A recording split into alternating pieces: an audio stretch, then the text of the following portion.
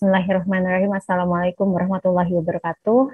Waalaikumsalam warahmatullahi wabarakatuh. Waalaikumsalam warahmatullahi wabarakatuh. Alhamdulillahirabbil alamin wassalatu wassalamu ala asrofil anbiya'i wal mursalin sayyidina wa maulana Muhammadin wa ala alihi wa sahbihi ajmain. Amma ba'du.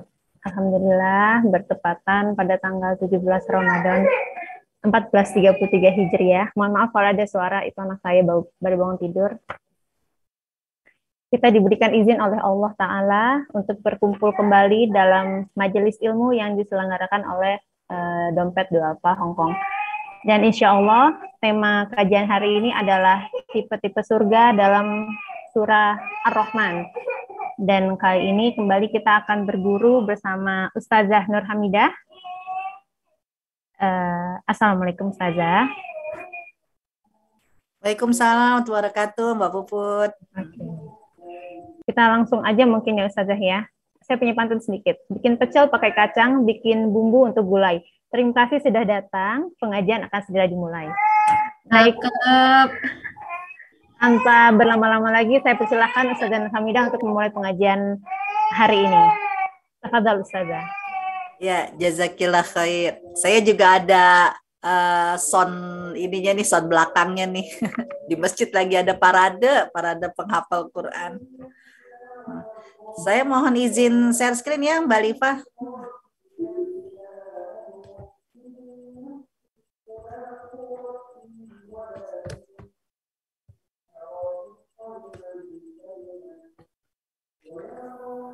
Ya. Auzubillahi minasyaitonirrajim. Bismillahirrahmanirrahim. Assalamualaikum warahmatullahi wabarakatuh. Waalaikumsalam warahmatullahi wabarakatuh.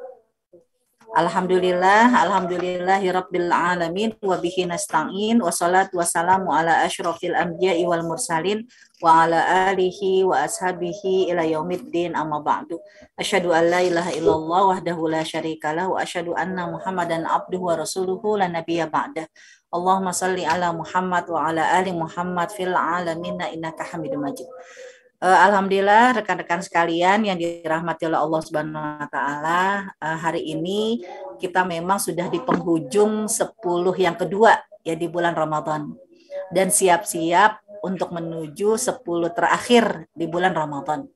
Karena 10 hari kedua adalah janji Allah memberikan maghfirah yang moga-moga Allah Subhanahu wa taala menggugurkan dosa-dosa kita sehingga di 10 akhir di mana fadilahnya adalah itqu minan nar, diselamatkan dari api neraka, berarti dipantaskan untuk menjadi penghuni surga. Moga-moga hari ini apa yang akan kita bahas tentang panorama surga yang ada dalam surat Ar-Rahman, surga yang sangat idealis, inilah yang menjadi proses persiapan kita untuk meraihnya. Sebab ya ketika Allah Subhanahu wa taala dengan memberi nama surat Ar-Rahman untuk menunjukkan kasih sayangnya Allah Subhanahu wa taala, walaupun kita tahu Ar-Rahman dengan Ar-Rahim dua kasih sayang yang berbeda. Ya, kalau Ar-Rahman berarti bisa jadi Allah Subhanahu wa taala sifatnya tidak bakhil, tidak pelit kepada siapapun Allah berikan. Mau mereka beriman atau tidak beriman, Allah akan kasih karena Allah adalah zat yang maha pemberi tanpa butuh balasannya. Namun Allah Subhanahu wa taala dengan sifat Allah Ar-Rahim, maha penyayang, masih juga kaitannya dengan Ar-Rahman tapi dengan sifat yang lebih mulia yaitu Ar-Rahim, karena Allah ingin menunjukkan kasih sayang Allah hanya untuk orang beriman, ini spesial. Ya, di antaranya diselamatkan dari api neraka dan dihadiahkan adalah surga, itu hanya diberikan oleh Allah untuk orang-orang yang beriman. Ya, moga-moga sekali lagi Allah memantaskan kita, memelihara keimanan kita, dan kita bersiap-siap untuk meraih surganya Allah ya dengan surga yang dijanjikan dalam surat Ar-Rahman. Ya, ada beberapa hal yang perlu kita pelajari dari surga yang disebutkan dalam surat Ar-Rahman. Yang pertama, pastilah ya semua harus ada syarat dan ketentuannya. Berarti Bismillah kita akan mempelajari syarat-syaratnya. Nah, kemudian surga itu bertingkat-tingkat, surga itu macam-macam. Nah, kamu mau memilih surga yang mana? Klasifikasinya sudah disebutkan oleh Allah dan nanti syarat-syaratnya pun dikembalikan kepada kamu. Kamu mau memenuhi kriteria yang seperti apa? Dan Allah juga ingin menyebutkan ya surga itu ada paketnya. Nah, karena kan kita paling suka dengan paketan kan gitu. Nah, surga pun juga ada paketnya. Ayo bismillah kita mulai di ayat yang ke-46 dalam surat Ar-Rahman. Allah Subhanahu wa taala berfirman, A'udzubillahi minasyaitonirrajim. Bismillahirrahmanirrahim. Waliman khafa maqama rabbih jannatan. Khusus Allah sebutkan bagi mereka yang khafa maqama rabbih, yang takut kepada Allah Subhanahu wa taala. Nah, orang-orang yang punya rasa takut kepada Allah, otomatis dia tidak akan melakukan banyak keburukan-keburukan. Kenapa? Ya karena dalam hadisnya Rasulullah Shallallahu Alaihi Wasallam, ya Rasulullah mengingatkan kalau orang yang takut kepada Allah Subhanahu Wa Taala, dia akan selalu mencoba untuk mempersiapkan dirinya menjadi orang baik. Dan menjadi orang baik itu dengan menambah amal-amal kebaikannya. Dan kalau misalnya ya dia melakukan satu kesalahan, dia akan melakukan sebuah keburukan, responnya itu akan cepat. Ya dia merasa bersalah lalu bertobat kepada Allah Subhanahu wa taala. Nah, surat Ar-Rahman ya panorama surga yang diberikan dalam surat Ar-Rahman hanya khusus untuk orang-orang yang waliman khafa maqama rabbih jannatan. Mereka yang takut kepada Allah Subhanahu wa taala. Ya.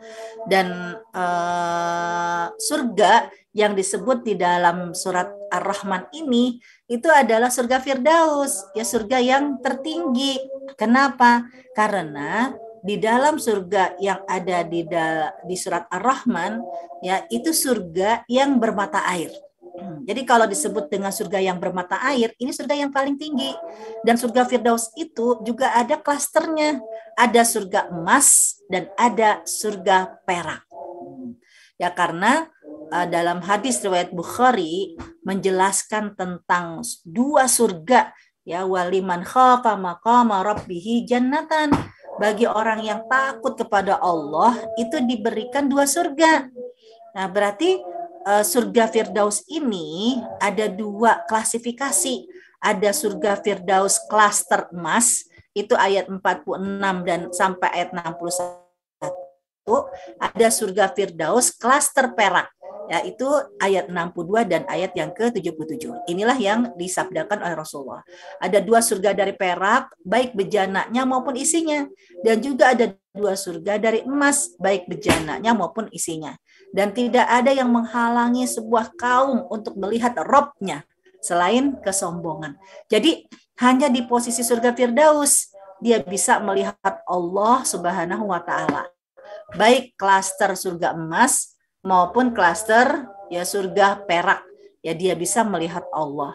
Karena hanya penghuni surga Firdaus kalau mereka melihat ke atas yang dilihat adalah arsy-Nya Allah. Berarti tidak ada penghalang antara tempat tinggal mereka di surga Firdaus dengan melihat Allah Subhanahu wa taala.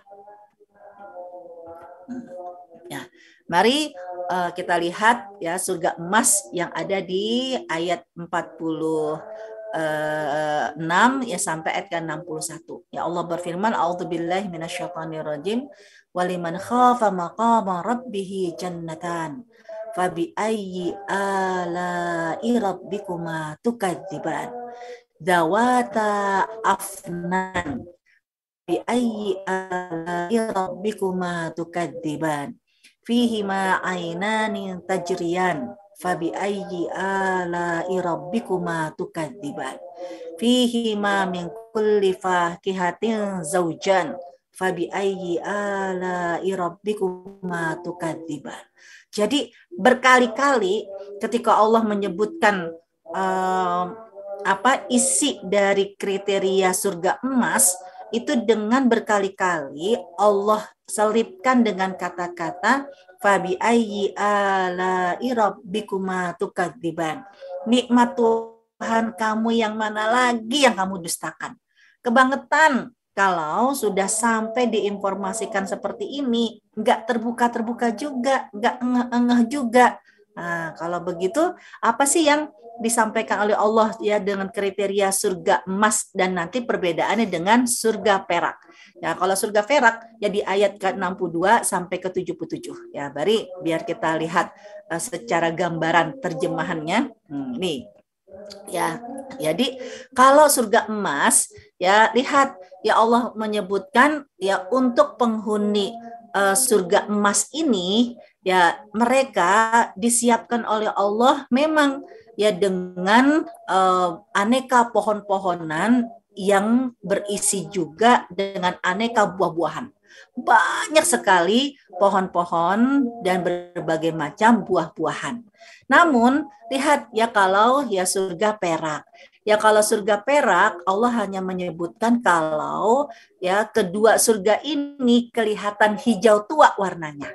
Jadi memang juga ada hamparan pohon-pohon ya, tapi Allah hanya menggambarkan saking banyak pohonnya ya kamu hanya melihat tua warnanya. Sedangkan kalau surga emas itu hijau tuanya berisi pohon apa? Ya pohon yang juga di dalamnya pohon yang buah-buahan. Jadi kalau kita lihat ya teman-teman sekalian kayak di pintu tol aja deh kalau di Indonesia kan gitu. Kan di sepanjang jalan tol itu kan juga hijau ya dari atas. Ya isinya banyak pohon-pohon. Coba kalau ternyata ya di pinggir tol itu enggak hanya pohon-pohon saja yang rindang, tapi pohon-pohon yang juga beraneka buah-buahan. Otomatis bisa jadi makin macet ya taunya. Kenapa? Ya karena orang ya paling tidak kan hanya sekedar mangga, oh ini pohon stroberi. Karena anak-anak kita kan kadang sering makan buah-buahan, tapi mereka belum pernah lihat kayak apa pohonnya. Sering mereka makan stroberi, tapi kayak apa ya pohon stroberi? Ya sering mereka mungkin makan jeruk dengan berbagai macam rasa, tapi melihat pohon-pohonnya ya seperti apa. Nah, untuk surga emas itu Allah sebutkan nggak hanya hijau dengan rindang pohon-pohonnya, tapi juga plus dengan buah-buahannya.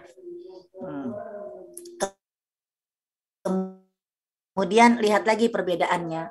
Ya di sana ada ya mata air. Ya 2 buah mata air yang memancar. Sama surga perak juga ada ya 2 buah mata air yang memancar. Ya karena sekali lagi kalau disebut dengan sumber mata air ya berarti itu surga yang tertinggi. Karena Rasulullah yang bersabda, "Idza sa'alta jannata sa'alta firdausal a'la." Kalau kamu minta surga firdaus yang tertinggi. Karena atapnya penghuni itu berbagai macam sumber mata air. Nanti di bawahnya, surga di bawahnya baru aliran sungai-sungai yang mengalir. Terus kita lihat lagi untuk surga emas ya Allah Subhanahu wa taala menyebutkan aneka buah-buahan yang berpasang-pasangan. Nah, jadi semua buah-buahan itu berpasang-pasangan. Lihat kalau surga perak, ya surga perak memang disebutkan ya buah-buahan kurma dan delima. Ya, jadi ada buah-buahannya itu yang memang disebutkannya kalau untuk di surga Firdaus itu semua yang berpasang-pasangan. Tapi kalau di surga perak buah-buahan ya tanpa disebut dengan berpasang-pasangan, cuman buah-buahan ya plus ada kurma dan delima. Ya walaupun tetap surga Firdaus tapi memang beda aneka buah-buahan yang disiapkan oleh Allah di surga kriteria emas dengan surga kriteria perak. Apalagi ya surga yang di surat Ar-Rahman untuk kriteria emas ya. Mereka bersandar di atas permadani yang bagian dalamnya dari sutra yang tebal. Spesifik ya permadaninya ya, yang dijadikan sandaran juga yang dijadikan alas ya itu tebal tapi terbuat dari sutra. Mari kalau kita lihat ya untuk surga perak ya ada juga permadaninya ya, namun ya di sini disebutkan permadaninya hanya mereka bersandar pada bantal-bantal yang hijau dan permadani yang indah. Ya dikasih juga sama, dapat bantal juga untuk bersandar, ya dapat permadani juga untuk alas. Ya hanya disebutkan indah. Tapi kalau yang kastar emas itu dengan sutra yang tebal lagi. Kemudian apalagi ya kita lihat ya untuk surga emas ya itu bahkan buah-buahannya ya itu dapat dipetik dari dekat. Jadi nggak pakai capek kalau mau makan buah-buahan ya tinggal bisa mendekat pohon-pohon itu, buah-buahan itu kapanpun penghuni surga Firdaus emas ingin menikmatinya, mereka akan mendekat dan bisa dipetik dari dekat. Nah, kemudian bidadarinya nih, ya kalau bidadarinya klaster emas, bidadari-bidadari yang membatasi pandangan, ya tidak pernah disentuh oleh manusia dan juga ya tidak pernah disentuh oleh jin. Nah, ya, dan bidadari ini digambarkan oleh Allah Subhanahu wa taala wownya, kinclongnya itu seperti permata yakut dan marjan. Nah, ini kalau bidadari di surga emas. Sedangkan kalau yang surga perak ada juga bidadari-bidadarinya. Bidadarinya hanya disebut ya oleh Allah Subhanahu wa taala yang terpelihara ya di dalam kemah-kemah. Jadi memang bidadari pingitan. Namun tidak digambarkan kinclongnya kayak apa, hanya terpelihara aja ya dan sama tidak pernah disentuh oleh manusia maupun oleh jin. Karena bidadari adalah makhluk instan yang Allah ciptakan di surga. Jadi jangan pernah merasa bersaing sama bidadari. Ya, karena bidadari ini memang makhluk instan yang Allah ciptakan di surga sebagai dayang-dayang untuk raja dan ratu penghuni surga. Ya, otomatis yang ada mah bidadari-bidadari cemburu sama kita sebagai ratu. Jangan sampai justru kita yang cemburu sama bidadari. Bahkan kita berani ya pertama apa? Turun klaster ya jadi bidadari. Jadi kita udah happy banget kalau kata suami kayak dulu penyanyi ABG itu kau bidadari ya kan ya lupa saya itu nama grupnya kan yang menyebutkan wanita yang cantik itu kau bidadari ya jatuh dari surga ya kita mah bukan bidadari kagak level. Ya bidadari itu adalah makhluk instan yang ada di surga yang memang akan menjadi dayang-dayang. Sedangkan kita adalah ratunya bidadari. Ya memang ada kalanya nih bidadari-bidadari yang naik tingkat jadi ratu. Ya seperti dayang-dayang lah. Ada yang naik tingkat ya jadi selir kan begitu jadi ratu. Tapi nggak ada cerita ratu-ratu jadi dayang. Nah, jadi bidadari yang di surga emas itu sampai digambarkan dia seperti kinclongnya permata yakut dan permata marjan. Ya, kemudian ya sampai Allah menyebutkan semua ini didapati kepada mereka yang kriteria apa? Tidak hanya takut kepada Allah, cuma takut air pasif, tapi takut action, balasan atas kebaikan-kebaikan yang mereka lakukan. Nah, ya dan Allah Subhanahu wa taala berarti apa? Ya kalian dengan takutnya kepada Allah bukan jadi pasif, ya takut akhirnya jadi nggak melakukan apa-apa. Kan kadang maaf ya, Ya kita mau bangun malam takut, akhirnya gak jadi sholat. Berarti dia bukan takut yang benar. Orang yang takut kepada Allah, takutnya bukan membuat dia jadi pasif, gak jadi beramal. Takut antar ria, jadi gak bersedekah. Takut antar gak ikhlas, ya jadinya gak berbuat baik. Takut nanti dianggap pamer, akhirnya benar-benar gak melakukan apa-apa. Berarti dia tidak menjadi kriteria penghuni surga Firdaus. Kalau yang kepingin menjadi penghuni surga Firdaus klaster emas, takut-takutnya bukan akhirnya membuat dia jadi melempem, nggak melakukan amal. Justru takut-takutnya akan membuat dia jadi banyak beramal.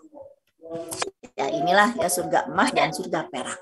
Nah, sekarang ayo ya kita mau tambahkan kenapa kita perlu memperkuat amal kita, karena Allah itu ketika akan memasukkan kita ke dalam surga di dalam ayat-ayat Al-Quran itu ada paketannya.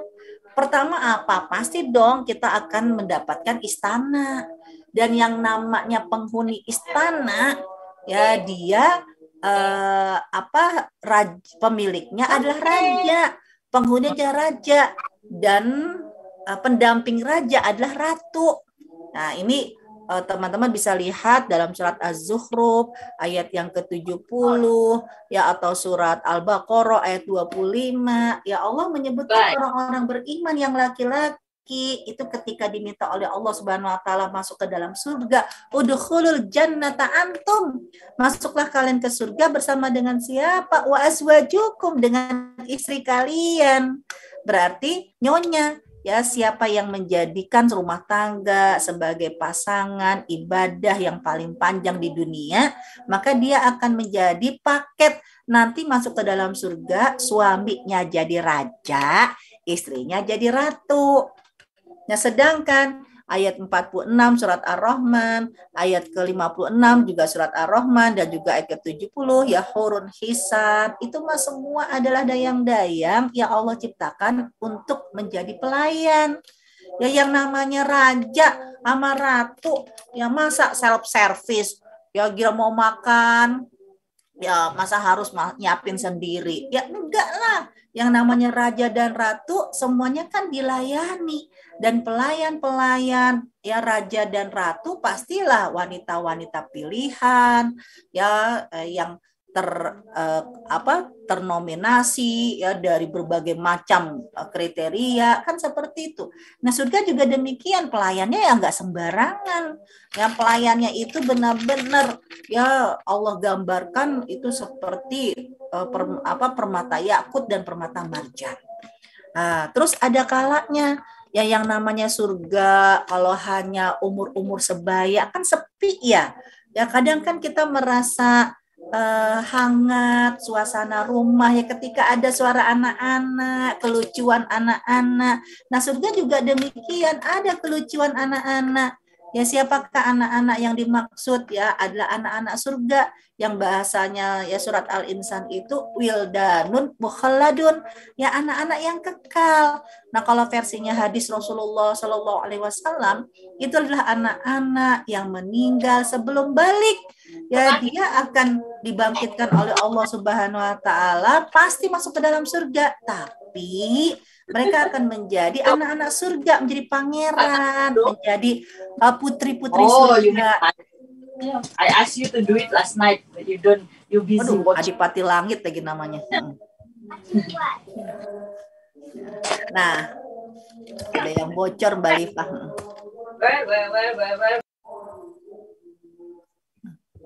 Ya, kita lanjutkan.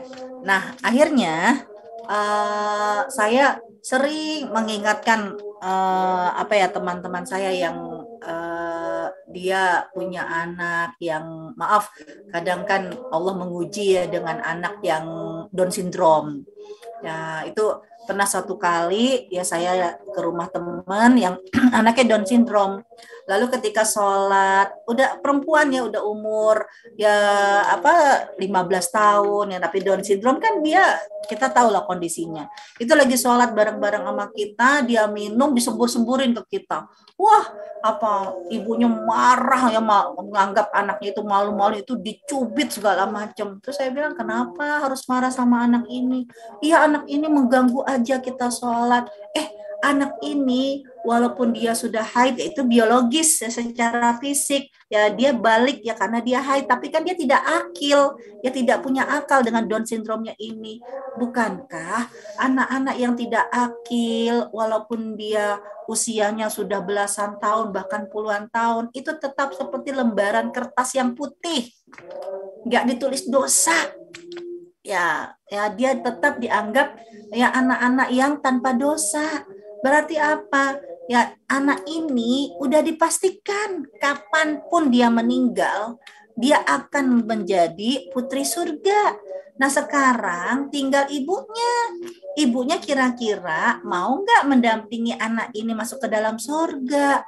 Ya, gimana caranya? Ya pantaskan diri. Jangan sampai justru anak ini akan menjadi putri surga, tapi justru ibunya tidak mempersiapkan diri, malah nggak sabar, marah-marah, ya mungkin meratapi nasib, ya yang berarti apa? Dia tidak mengetahui kalau ini adalah hadiah dari Allah Subhanahu wa taala. Karena anak-anak surga ya ratu dan pangeran putri dan pangeran surga ini bisa jadi akan jadi syafaat ya buat orang tuanya. Orang kata Rasulullah itu bisa jadi yang kematian anaknya ya yang belum balik 1, 2, 3 itu jadi syafaat. Nah ini jadi pelajaran buat kita. Ya kalau anak itu belum balik, apapun yang mereka lakukan jangan dianggap mereka durhaka. Ini kok kamu bandel banget sih, kamu durhaka banget gak mau dengerin mama. Dia belum balik, ya belum akil. Ya kenapa? Karena dia belum menjadi mukallaf ya, bertanggung jawab. Kalau anak-anak itu meninggal sebelum haid, sebelum nifas atau tidak akil, itu dia akan menjadi wildanun mukhalladun, anak-anak surga. Dan surga ya harus dijaga. Ya siapa penjaganya? Ya penjaganya adalah malaikat.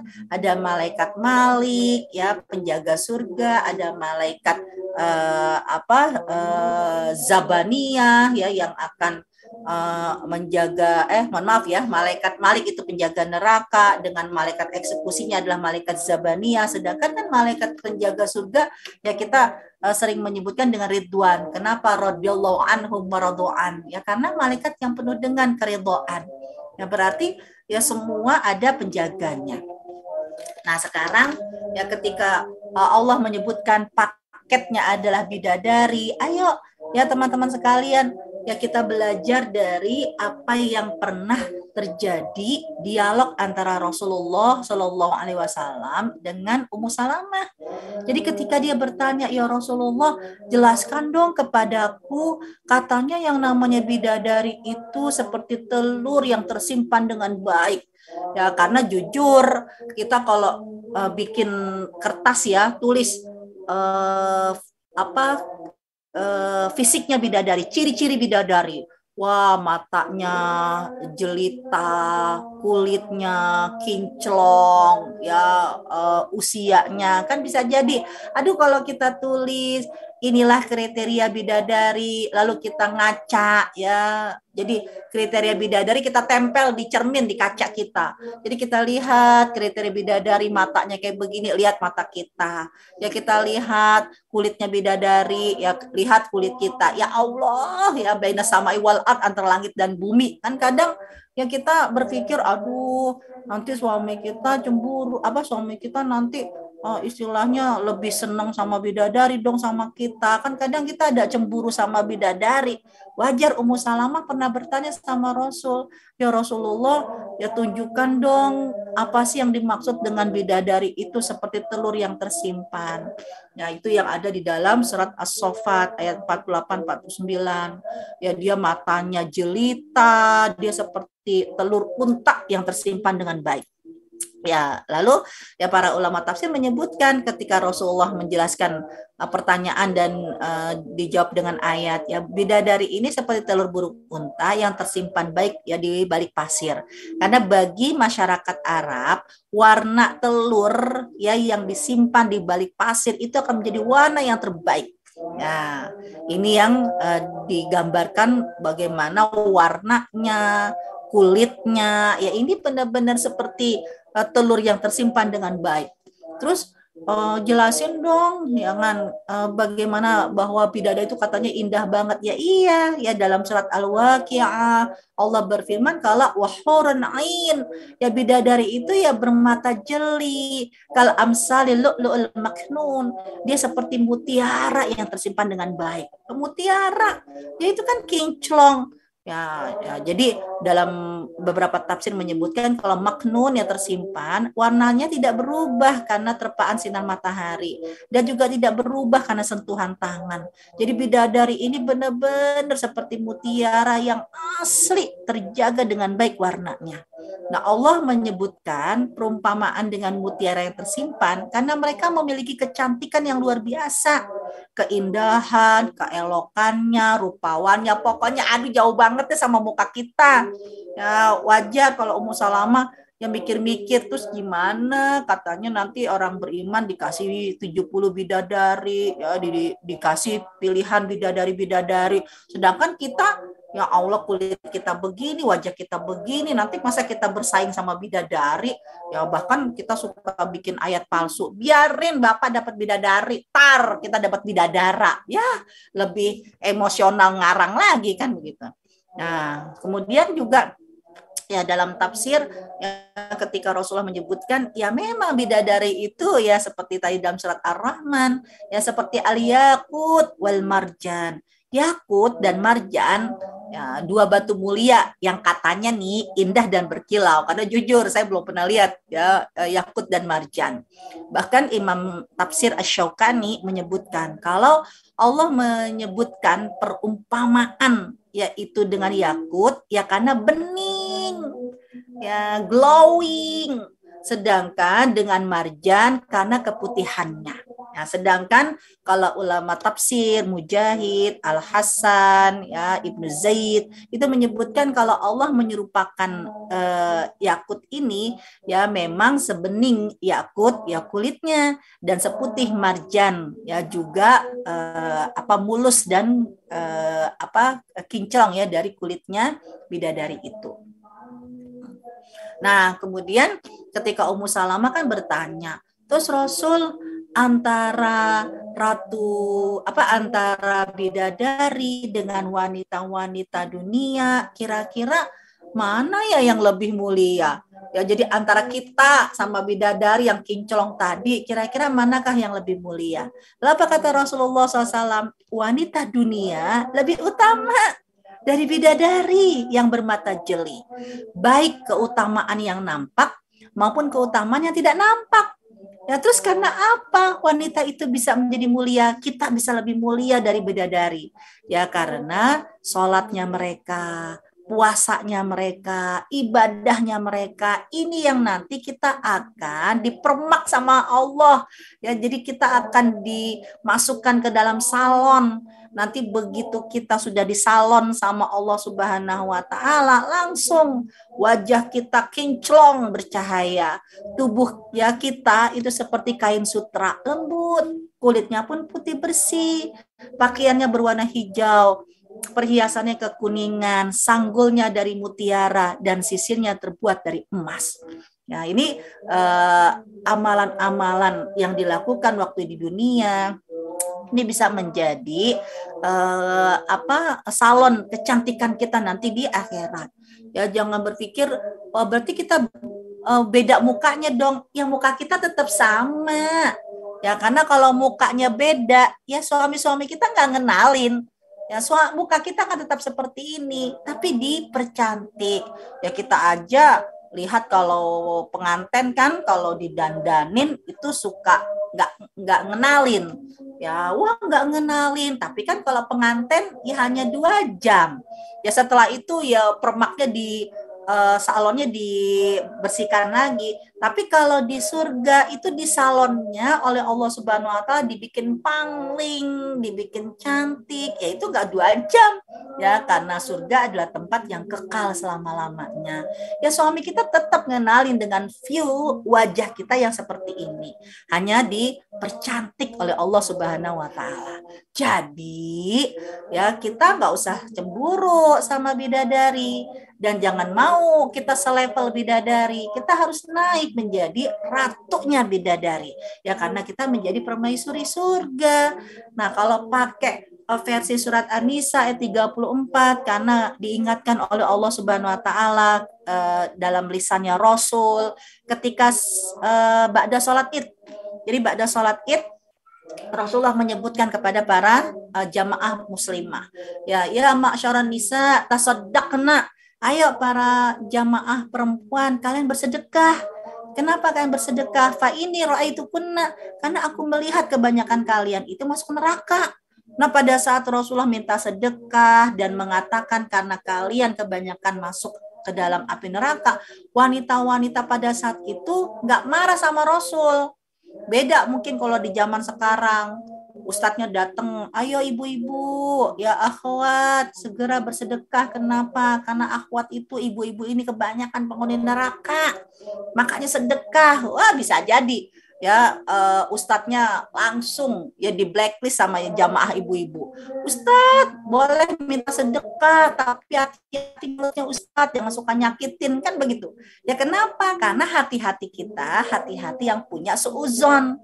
Beda dengan kelas sahabiat ya, ketika Rasulullah ngomong seperti itu mereka sudah positive thinking, ini Rasul loh yang ngomong, pasti yang disampaikan Rasul itu benar. Berarti apa? Kita cari tahu dari Rasul. Apa yang menyebabkan wanita itu masuk neraka? Nah, disebutkan sama Rasul 2 hal yang menyebabkan kalian masuk neraka.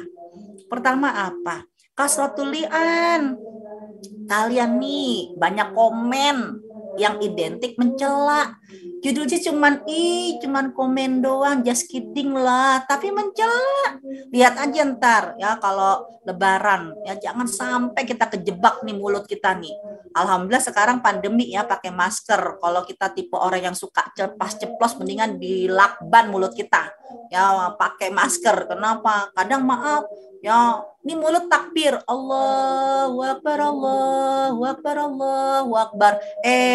Kotak infak kan lewat.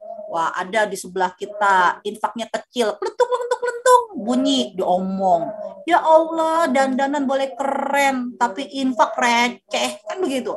Ya, infak sedikit dikomen. Ada yang infaknya gede, pakai 100-an ribu, mungkin nggak selembar, berapa lembar, kan kelihatan. Ya, diomong nggak? Suka diomong juga, ya kan? Jangan mentang-mentang dapat THR ya, jangan suka dipamer-pamerin, ya ntar itu loh malah riak loh. Ya Allah, semua nih padahal nih mulut Allahu Akbar takbir. Belum lagi menanti orang mau sholat kan bisa jadi pada berdatangan, yang mulut tuh takbir Allahu Akbar, tapi mata kanan kiri jelalatan ngelihat orang, ya, yang mungkin di komen bajunya, ya Allah bajunya kagak pantas banget ya. Ya emang sih dia kepengen kayak artis, tapi lihat kayak model kayak begitu nggak cocok banget. Ini Allahu Akbar kan kadang sambil takbir. Ya Allah, ini gimana sih, pantesan Rasulullah bilang kebanyakan kalian masuk neraka. Ini mulut komen melulu. Ya ada orang yang depan kita mukanya cakep banget di komen. Ya kan, kenapa pas kita lihat mukanya, oh ya dia mah paling itu hadiah gitu. Ada yang kita kenal ya orang berada, begitu dia pakai mukena, pakai sajadah, mungkin mukenanya udah nggak bagus gitu kan, ya diomong, ya dandan boleh keren tapi mukenanya kayak begitu. Nah, ini kan ya Allah ngeri banget ya. Dan yang kedua apa kata Rasulullah SAW? Takfurnal ashir, kalian tidak mensyukuri suami. Ya, kenapa? Karena surganya seorang istri ketika di rumah yaitu melayani suami. Dan itu ada dalam surat An-Nisa 34. Tugas istri itu cuma 2, yaitu apa? Ya, qanita, taat kepada suami. Selama yang diminta bukan hal yang maksiat, kerjain aja. Walaupun kita tahu ya Allah, ya suami kayaknya kan laki-laki yang tangguh, yang kuat ya. Tapi begitu di rumah nih kakinya lemes. Kenapa? Dikit-dikit aja deh maunya belonjor ya, giran buka, "Ma, ambilin air, Ma. Ma, potongin kuah, Ma. Buah, Ma. Ma, ada yang ngebel tuh, Ma. Ma, semua, Ma." Itu kaki nggak bisa jalan apa? Kita kan harus ngelayanin ini, ngelayan ini. Ya, air bisa jadi dispenser deket dia. Tapi kan bisa jadi, "Ma, ambilin air nih, Ma. Ma, kurang panas nih, Ma. Ma, tambahin gula, Ma." Kan gitu. Ya udah, selama itu bukan kemaksiatan, kerjain aja gitu. Kenapa? Karena pintu surga kita bisa jadi di mana? Ya taat sama suami. Terus yang kedua apa kata Allah dalam surat An-Nisa 34? Menjaga amanah. Ya, kalau memang deal diminta untuk menjaga amanah suami ya jaga. Ya misalnya udah dibilangin hari ini nggak usah masak. Kenapa? GoFood aja. Deal. Ya udah. Berarti tugas kita bukan masak. Ya tugas kita GoFood kan gitu kan. Jangan sampai yang dia nggak menjaga amanah. Udah dibilangin jangan masak. Wah, dia bilang, saya kepingin menjadi istri yang solihah. Wah, dia masak segala macam dengan keringat, ya dengan cinta. Begitu pas buka kagak dimakan. Kan bisa jadi, astagfirullahaladzim, gak bersyukur Bapak deh, gak bersyukur kalian. Ini udah masak luar biasa, capek-capek, ya, sibuk-sibuk masak gak dimakan. Kan bisa jadi akhirnya kata suami, siapa suruh masak? Ya, orang disuruhnya GoFood kan gitu kan. Nah ini berarti apa? Ya kita harus menjaga amanah. Karena saya sering banget ditanya, "Ustazah, mana dalil istri disuruh masak, istri disuruh nyuci, istri disuruh nyapu, istri disuruh nyerika? Ada nggak dalilnya?" Jangan. Jadi kalau memang ada dalilnya tugas istri seperti itu, apa bedanya kita sama asisten rumah tangga? Jadi antara nyonya sama asisten. Saya bilang, ini kenapa gitu kan? Kalau versinya suami kan ya nyapu, toh rumah-rumah kita, masak, toh makan yang kita makan juga kita kan gitu. Saya bilang, ada nggak Ustazah dalilnya? Ya memang kalau nyari dalil tentang kewajiban istri masak, nyuci, nyerika nggak ada. Justru ya suami berkewajiban memberi makan, pakaian, kan gitu, rumah yang layak. Itu dalam surat Al-Baqarah, juga dalam undang-undang. Berarti kalau suami berkewajiban memberi nafkah, makan, makanan mentah, makanan matang. Kan matang. Berarti yang kewajiban masak suami. Ya, suami berkewajiban memberikan pakaian kepada istri. Berarti memberi pakaian yang bersih, pakaian yang kotor. Kan yang bersih. Berarti yang nyuci suami, ya kan? Terus memberikan nafkah rumah yang bersih, rumah yang kotor. Ya rumah yang bersih, berarti tugas membersih-bersih suami. Masih koma, udah pada senang tuh ibu-ibu. Yes, gitu kan. Berarti kan perempuan itu tugasnya cuma ngabisin duit kan Ustazah, siapa bilang kan gitu kan. Jadi suami yang nyari duit, kita yang ngabis-ngabisin. Ya, kita nggak tugas masak, kita nggak tugas nyuci, nggak tugas nyerika. Ya memang secara undang-undang, baik di syariat maupun di dalam undang-undang peraturan pemerintah ya yang undang-undang pernikahan memang nggak ada. Terus kalau begitu tugas istri apa? Ya tugas istri cuma dua ini, taat sama suami. Ya kalau kata suami, ntar anak-anak dibuka makan pakai apa mah? Sahur makan pakai apa mah gitu kan? Itu kan tugasnya bapak. Ya udah, kalau gitu aku mengamanahkan ke kamu, tolong masakin ini, masakin itu. Berarti tugasnya istri cuma taat. Jadi komunikasi kepada suami agar antara tugas suami dengan tugas istri bukan akhirnya saling membuat pertikaian, tapi disitulah saling bekerja sama. Kan begitu. Nah, jadi apa? Allah menyebutkan dengan menyebutkan bidadari, dengan menyebutkan ratu, ya, dan itu ratu surga adalah wanita yang beriman, yang taat kepada suaminya. Berarti memang sedekat rumah kita dengan surga, sedekat juga dengan neraka. Tergantung bagaimana interaksi kita kepada suami istri. Nah, sekarang ya saya sengaja mengumpulkan beberapa dalil-dalil tambahan karena saya pernah ditanya, Ustazah, Itu kalau di surga Firdaus tadi kan disebutkan makanannya, disebutkan dengan permadaninya. Toiletnya gimana Ustazah toiletnya? Ya. Kenapa kok nyari toilet? Kan kadang kita begitu. Kemana-mana kan yang juga jadi catatan kita kan toiletnya. Toiletnya bersih apa enggak, ya kan?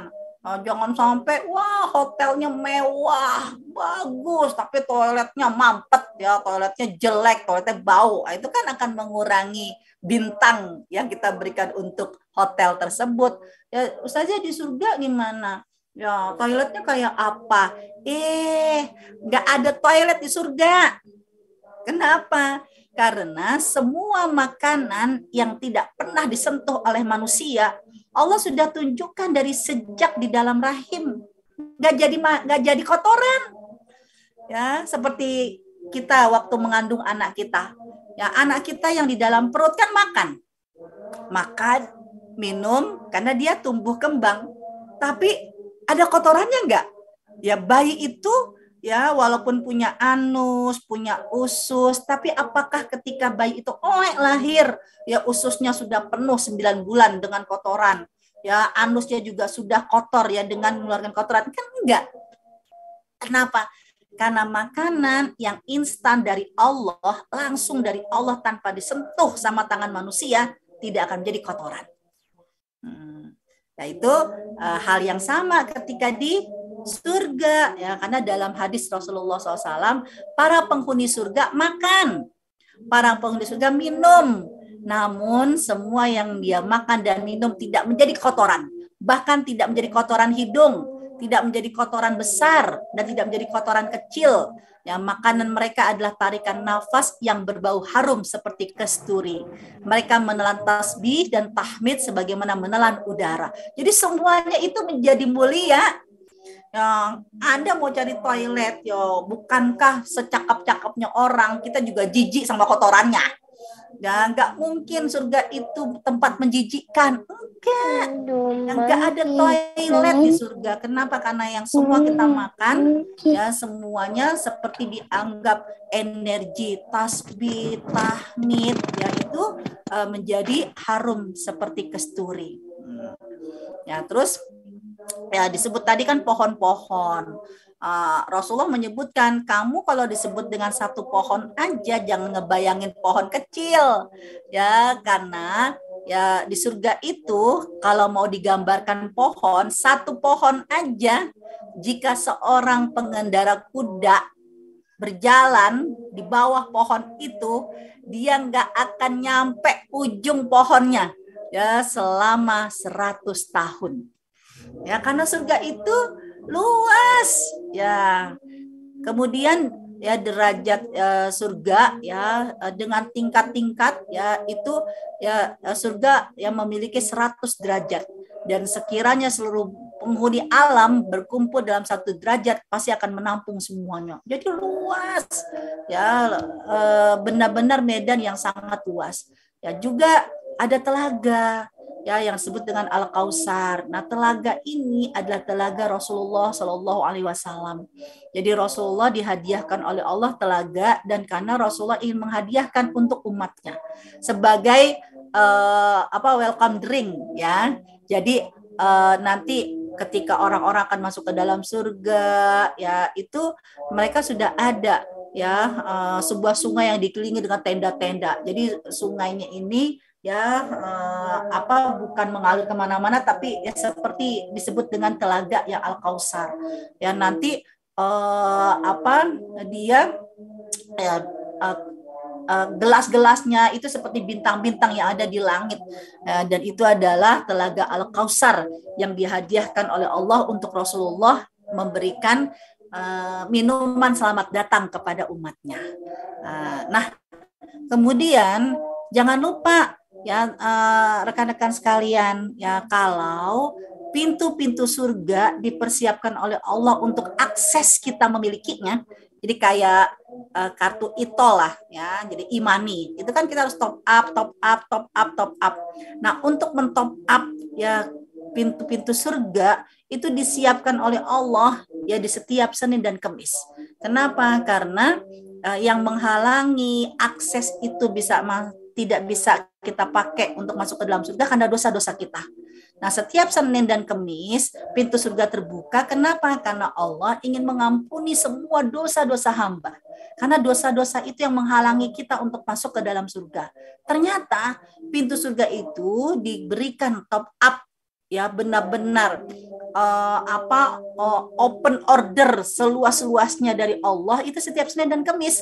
Tapi jangan sampai di Senin Kamis ini justru kita tidak mendapatkan anugerahnya. Kenapa? Karena mereka kecuali yang tidak akan mendapatkan ampunan itu, yaitu mereka yang masih ada perselisihan. Jadi kalau kita ingat Senin dan Kamis, niscaya kalaupun marah sama suami, marah sama anak, marah sama orang, nggak akan lebih dari 3 hari. Kalau ingat sama Senin Kamis, karena Senin Kamisnya kan nggak mau marah kan. Nah, berarti apa? Jumat boleh nggak Ustazah? Silahkan, namanya manusiawi. Ada kalanya dia perlu belajar proses untuk memaafkan, tapi harus cooling down dulu, kesel dulu. Nggak apa-apa Jumat. Ya, tapi nggak boleh lebih dari 3 hari. Karena kalau Jumatnya lagi marah, Sabtu, Minggu, Senin harus sudah baikan. Ya, terus Selasa boleh nggak hari ini? Habis kesel banget Ustazah, tadi gitu banget sih orangnya, kayaknya aduh kita belum selembut ya sutra, hati kita masih kesel, masih keki. Ya silahkan, nggak apa-apa, berarti kita masih proses belajar untuk memaafkan. Tapi kalau ingat hadis ini, kita hanya marahnya cuma 2 hari, Selasa, Rabu, karena Kamisnya untuk segera berbaikan. Kenapa? Karena nggak mau ya top up kita terhalang dengan dosa kita, ya karena tidak terampuni di Senin dan Kamis. Nah, kenapa tadi saya gambarkan luasnya surga seperti itu, pohon ya, dengan jarak 100 tahun nggak nyampe-nyampe di ujung. Karena ada seseorang yang mereka kriteria masuk surga paling terakhir. Ketika disuruh oleh Allah, kan maaf ya, kadang ada orang yang menyebutkan, kan semua orang beriman masuk ke dalam surga, walaupun cuma sedikit. Iya, tapi yang namanya surga bertingkat-tingkat. Kalau kamu cuma punya sedikit iman, tapi kamu punya segudung dosa, ya segudung dosa kamu kan akan diperhitungkan dulu di akhirat, di neraka. Nah, jangan sampai kita sempat singgah mampir di neraka. Karena orang yang mengandalkan cuma iman doang, ya ternyata begitu disuruh masuk surga oleh Allah Subhanahu Wa Taala tetap nggak pede. Kenapa? Ya Allah, nanti ya udah nggak ada tempat lagi dong. Kenapa? Semua orang udah menempati klasternya. Sampai Allah menyebutkan surga itu seluas langit dan bumi. Nah, nanti surga udah penuh. Sudah seluas langit dan bumi. Nanti udah sesek, kita nggak kebagian, seluas langit dan bumi. Nah, ini untuk menunjukkan kalau Allah itu benar-benar mempersiapkan surga itu tanpa batas seperti yang kita bayangkan di dunia. Tapi hati-hati, jangan sampai orang yang diharamkan masuk ke dalam surga tidak hanya mereka yang berhati sombong, tapi juga mereka yang memutuskan silaturahim.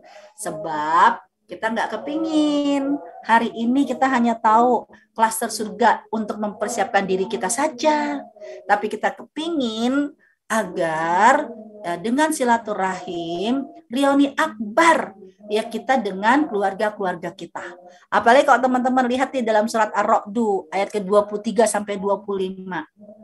Malaikat yang menjaga pintu-pintu surga untuk reuni akbar itu memberikan selamat ya kepada kita untuk reuni akbar karena gara-gara apa apresiasinya? Salamun alaikum bima sobartum. Selamat ya, ahlan wa sahlan. Assalamualaikum, selamat kalian kumpul sekeluarga masuk ke dalam surga. Kenapa? Bima sobartum, karena kesabaran kalian. Nah, kalau ayat-ayat Al-Qur'an saja sudah ditetapkan oleh Allah, kalian masuk surganya tidak sendirian. Kalian masuk surganya sekeluarga.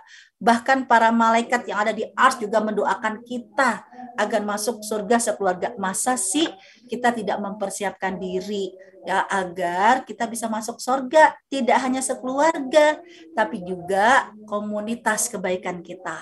Ya karena orang-orang yang beriman ketika mereka sudah reuni akbar dengan keluarga, mereka akan diberi kesempatan untuk mencari teman-temannya. Itu yang dilakukan oleh Imam Syafi'i. Ya, kalau nanti kalian masuk ke dalam surga, tolong cari aku.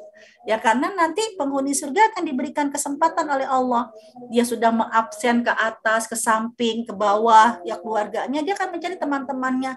Mana ya teman-teman halakoh Selasa, mana teman-teman halakoh Rabu, mana teman-teman waktu pengajian di sini, di sini, di sini. Kok nggak ketemu sih ya Allah? Nah, kalau ternyata tidak ketemu di surga, mereka ada yang tertinggal di neraka. Dalam hadisnya riwayat Imam Nasai, riwayat Ibnu Majah, Rasulullah mempersilahkan agar jemput teman-temanmu untuk masuk ke dalam surga karena syafaat pertemanan. Ya, moga-moga kita yang komunitas tidak hanya sekedar ngumpul, tapi kita amat ma'ruf nahi mungkar seperti dalam surat At-Taubah, ya kita selalu mengajak kebaikan, mencegah kemungkaran, kita bersama-sama ingin menegakkan sholat, bersama-sama ingin taat kepada Allah dan Rasul.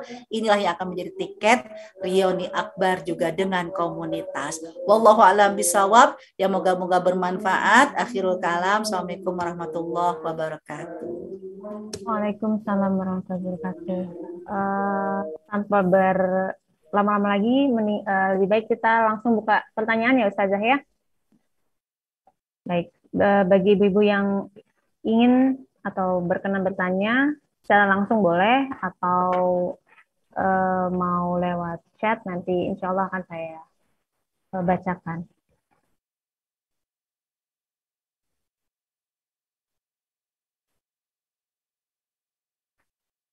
Ini saya langsung baca dari chat aja ya Ustazah ya.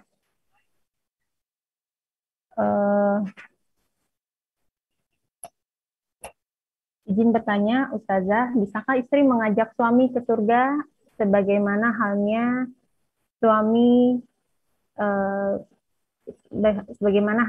bisa mengajak istri ke surga?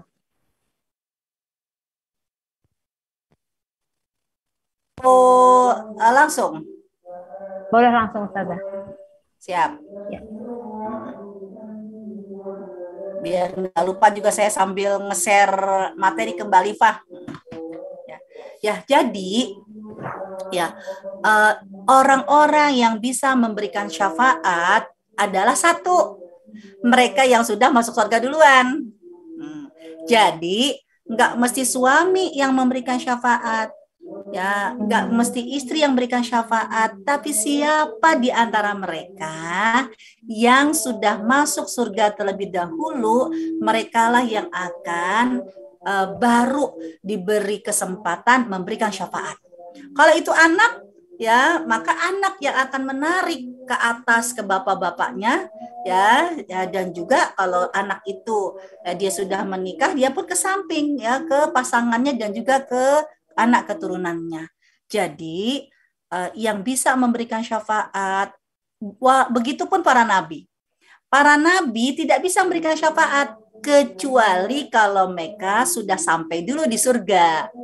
Nah, makanya kenapa Rasulullah diberikan kunci surga terlebih dahulu, karena agar Rasulullah memberikan syafaat terlebih dahulu untuk kaumnya. Ternyata begitu Rasulullah masuk ke dalam surga, Rasulullah dipersilakan untuk buka surga, Rasulullah nggak mau masuk surga sendirian, ya, tapi Rasulullah kepingin masuk surganya bareng dengan umatnya, bareng dengan kita. Nah, itu yang akhirnya untuk umat Nabi Muhammad diberi kesempatan untuk masuk surga tanpa hisab, agar kita bisa masuk rombongan, ya, masuk surga bareng-bareng dengan Rasul. Nah, begitu udah masuk surga, ya, ke surga Aden, baru tuh para nabi, ya, orang-orang beriman baru bisa memberikan syafaat. Jadi berlomba-lombalah siapa yang paling cepat yang masuk ke dalam surga, dialah yang akan paling cepat yang memberikan syafaat untuk orang-orang yang dicintainya. Wallahu a'lam bishawab. Jazakallah khair, Ustazah. Selanjutnya, izin bertanya, Ustazah, kalau kita dulu pernah ada masalah sama teman kita, dan saat itu kita putus hubungan tanpa ada kata maaf satu sama lain. Dan parahnya lagi teman kita itu sekarang sudah jauh gitu Ustazah, dan kita tidak tahu alamatnya di mana, nomor teleponnya berapa gitu. Menurut Ustazah bagaimana langkah-langkah kita menyikapi ini begitu Ustazah? Jazakillah ya. Ya. Alhamdulillah Allah itu kan hanya melihat pertama sejauh ikhtiar kita. Yang kedua, kita hidup di zaman yang tidak jadul. Kita di zaman era digital. Sehingga manfaatkan era digital untuk menunjukkan ikhtiar kita. Misalnya apa? Ya, di Facebook, di IG, ya kita bisa istilahnya cari dulu, ya kan? Ya komunitasnya, ya kan dengan bergabung mungkin di grup-grup WA SD, SMP, SMA, komunitas kan begitu. Kan bisa jadi akhirnya ketemu juga ya dengan saudara-saudara kita. Nah, artinya jangan, selama kita masih diberi kesempatan hidup, jangan bilang udah nggak ketemu lagi Ustazah, berarti kita udah putus harapan. Selama kita masih diberi kesempatan hidup, Allah masih memberikan kesempatan kepada kita untuk ikhtiar. Masalah hasil sampai kita mati itu urusan belakangan. Nah, yang penting yang dilihat adalah ikhtiarnya. Ikhtiar dulu berkomunikasi, ya ikhtiar dulu ya dengan di medsos-medsos kita dengan menawarkan kepada orang lah untuk mohon ya di hari yang fitri ini ya barangkali teman-teman SD, teman-teman SMP kan kita semua bisa mengkomunikasikan teman mungkin teman waktu di daerah ini, daerah itu, please ya kan. Mohon maaf atas segala kesalahan. Jika memang masih ada ganjalan, ayo dong ya DM aku atau ya chat aku, kan begitu kan. Artinya semua bisa kita lakukan dengan proses-proses ikhtiar kita. Wallahu a'lam bishawab.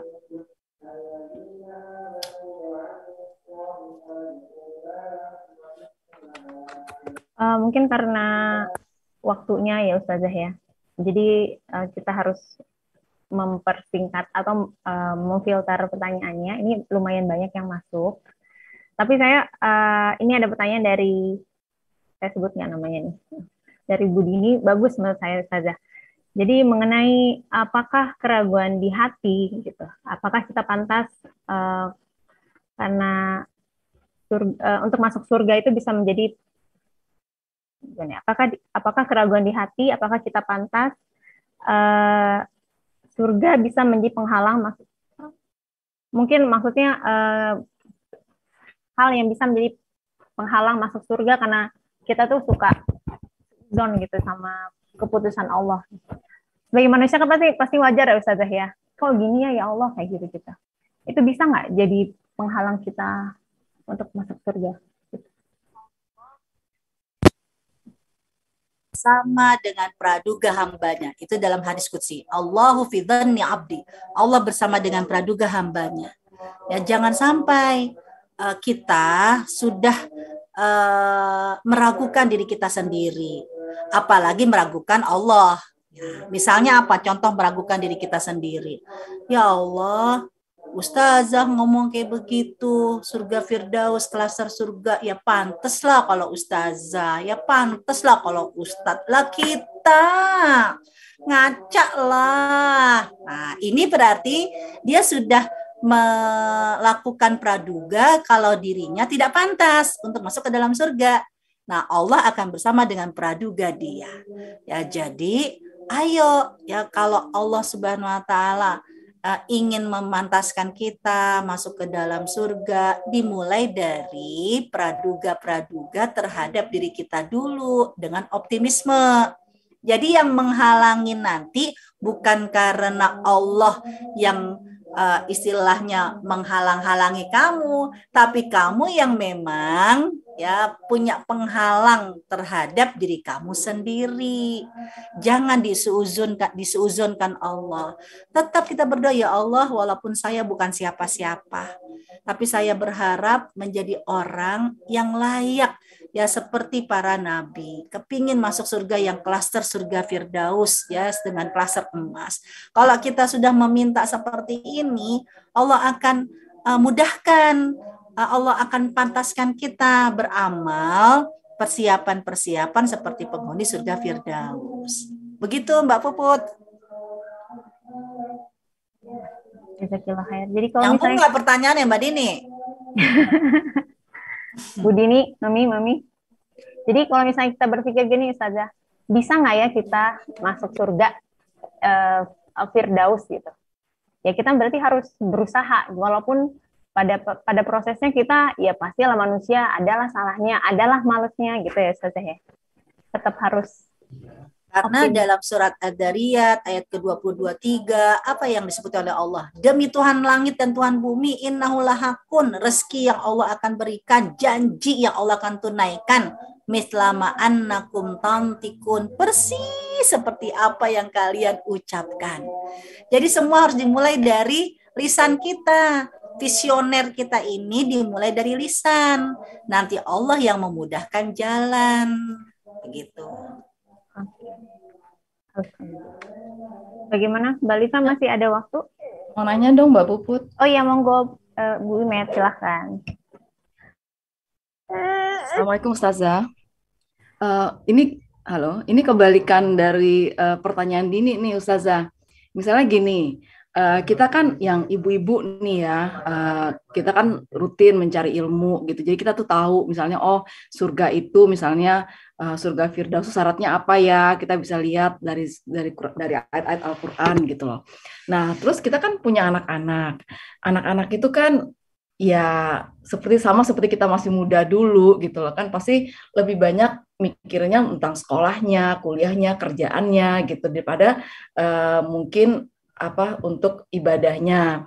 Nah, walaupun mungkin secara standarnya mungkin sholat, puasanya jalan ya, tapi kita kan karena kita belajar ilmu, kita kan lebih lebih intens gitu loh ibadahnya. Nah, apakah kita, kalau tadi kan Dini bilang pertanyaannya kalau kita ragu gimana, boleh nggak gitu. Nah, Ustazah kan bilang, oh kalau Allah itu kan sesuai dengan pikiran hambanya. Nah, boleh nggak kita sebagai orang tua berpikir seperti ini Ustazah, kalau saya sebagai orang tua berusaha taat kepada Allah dan saya meminta, masa sih Allah nggak ngabulin doa saya kalau anak saya nanti insya Allah gitu bisa masuk surga bareng saya misalnya gitu. Itu boleh nggak sih kita punya pikiran seperti itu, kayak terlalu optimis atau gimana sih itu ininya gitu menurut Ustazah gitu. Jazakallahu khair. Orang tua berdoa biar dia dan anak-anaknya masuk ke dalam surga, itu satu hal yang menjadi tidak hanya kebutuhan tapi sebuah kewajiban. Kenapa? Ya karena lihat dalam surat Ghafir surat 40 di ayat yang ke-7 sampai ayat yang ke-9, terutama ayat ke-8-nya deh. Nah, malaikat yang ada di arsy, itu malaikat yang ada di arsy tuh. Malaikat yang ada di arsy aja, teman-teman sekalian, itu mendoakan kita masuk ke dalam surga nggak sendirian. Ya, kan kata malaikat gitu, Rabbana adkhilhum, ya Allah masukkan juga bersama dengan mereka man sholaha min abaihim, orang-orang yang soleh dari bapak-bapaknya, dari pasangannya dan juga dari anak keturunannya. Malaikat aja ngedoain kita include dengan keluarga besar, masa sih kita nggak CS-an gitulah sama doanya malaikat. Jadi kita yang didoain masa nggak sama dengan doa malaikat. Nah, jadi apa yang ikhtiar kita dengan berdoa agar kita menjadi magnet ya untuk menarik nggak cuma anak kita tapi anak keturunan kita, ini sudah menjadikan sebuah anugerah bahwa kita disamakan doanya seperti doanya para malaikat penjaga arsy. Namun tetap juga anak-anak apa ya, tidak hanya mengandalkan syafaat orang tua, kan begitu kan? Ya, tetap ya lakum famangkanat mitqala dzarratin khairayaro, ya. Karena ketika memberikan syafaat, ya bisa jadi ya yang diberikan syafaat pasti sudah di surga. Tapi yang memberikan syafaat pasti sudah di surga. Tapi yang diberikan kan jangan sampai mereka terhalang dengan proses-proses terlebih dahulu. Ujung-ujungnya kamu memang akan ngumpul bareng dengan surga Firdaus. Tapi maaf, kamu ketika menuju surga Firdaus, karena ibu kamu ada di surga Firdaus, kamu nggak bisa proses cepat. Kenapa? Kamu masih punya dosa yang harus dipertanggungjawabkan. Kan gitu. Akhirnya apa? Ya mereka harus mempertanggungjawabkan dosa-dosanya. Nah, untuk itu, walaupun ada doa, tapi tetap anak-anak kita diminta untuk mempersiapkan amalnya ya secara personal. Wallahu a'lam bishawab. Baik, makasih Ustazah. Oke, masih ada satu pertanyaan lagi yang terakhir, Ustazah. Silakan, Mbak Emma. Nggak jadi Put. Udah kejawab tadi. Baik. Makasih Ustazah, makasih Puput. Iya. Mungkin ada lagi. Sama ya Mbak Emma ya. Mungkin ada lagi dari ibu-ibu yang ingin bertanya. Kalau nggak ada nanya lagi boleh nggak? Boleh. Terakhir ya Bu Imet. Penasaran nih Ustazah. Kan saya Ngomong-ngomong. baca surat Ar-Rahman itu yang ayat 46 ya. Itu kan dikatakan ada 2 surga. Nah, kemudian di ayat 62-nya juga ada 2 surga. Jadi bukan jadi 2 tambah 2 jadi 4 gitu loh. Tadi kalau saya ngomong itu cuma ada 2, emas dan silver gitu. Berarti cuma 2. Sementara di ininya 46 2 surga, di 62 2 surga gitu. Itu aja sih penasaran ininya. Ya, jadi ayat 46 saya itu dulu ya, nungguin azan dulu ya. Ya baik. Boleh ya Bu Met ya?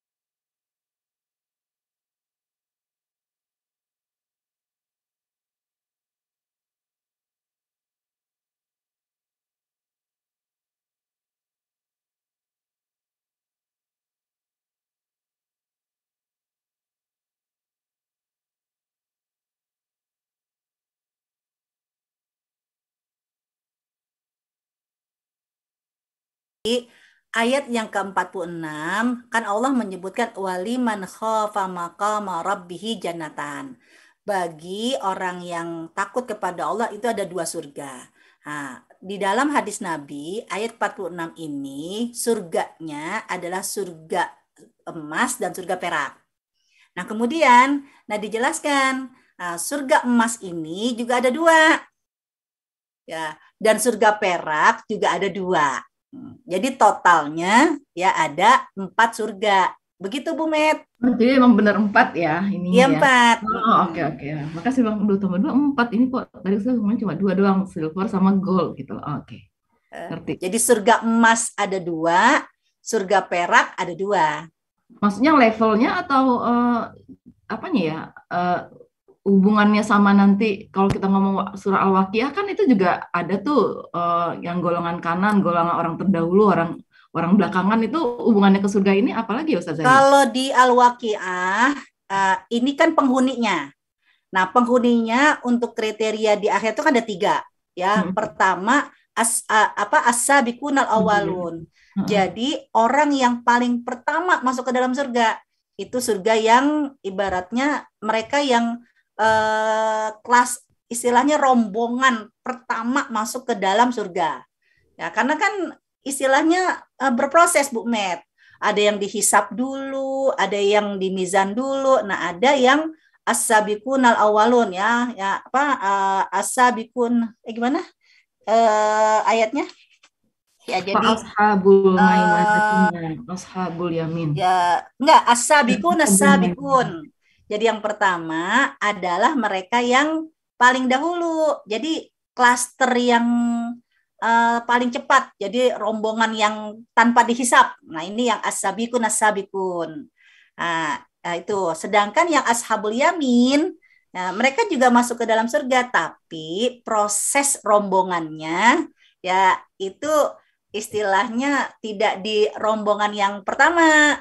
Ya, rombongan yang memang ujung-ujungnya masuk ke dalam surga. Kenapa? Karena bisa jadi dia dihisap dulu.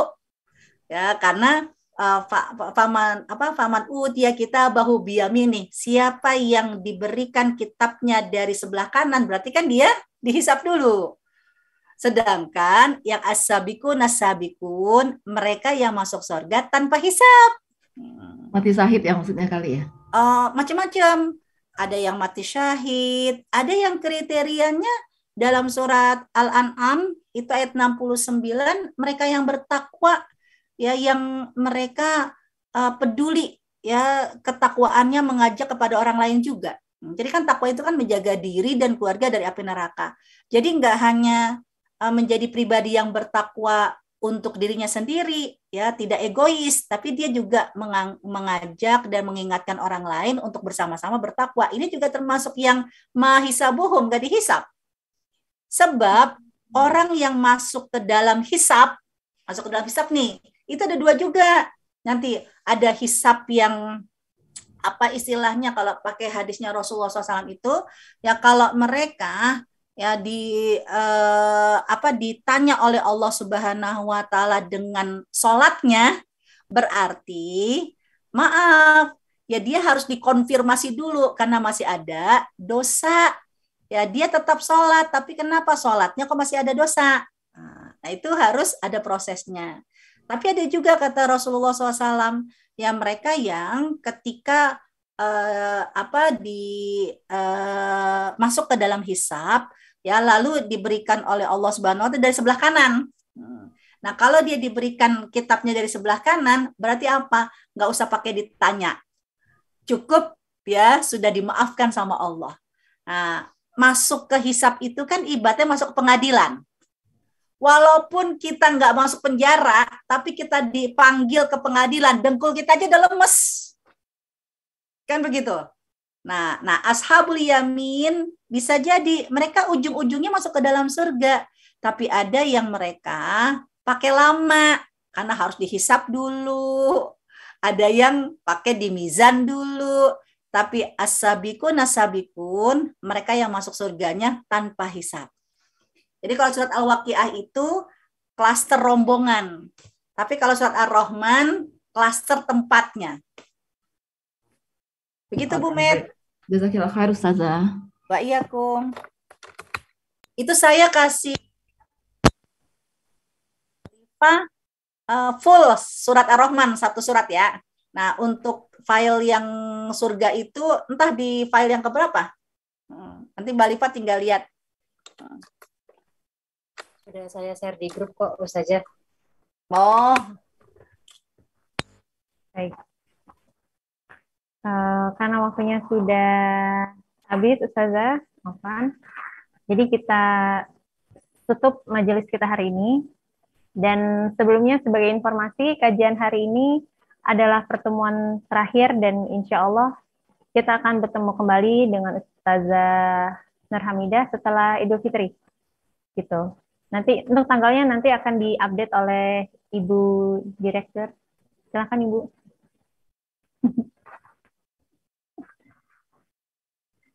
Baik, nanti komunikasi aja saja saya Japri. Baik. Kalau begitu mari kita tutup majelis ini dengan doa kafaratul majelis. Subhanakallahumma wa bihamdika asyhadu an la ilaha illa anta astaghfiruka wa atubu ilaik. Bulan Ramadan bulan yang dinanti, menuntut ilmu ajaran Nabi. Insyaallah bertemu lagi bersama Ustazah Nur Hamidah di bulan Juni. Wabillahi taufiq wa hidayah. Wassalamualaikum warahmatullahi wabarakatuh. Waalaikumsalam warahmatullahi wabarakatuh. Jazakumullah khair.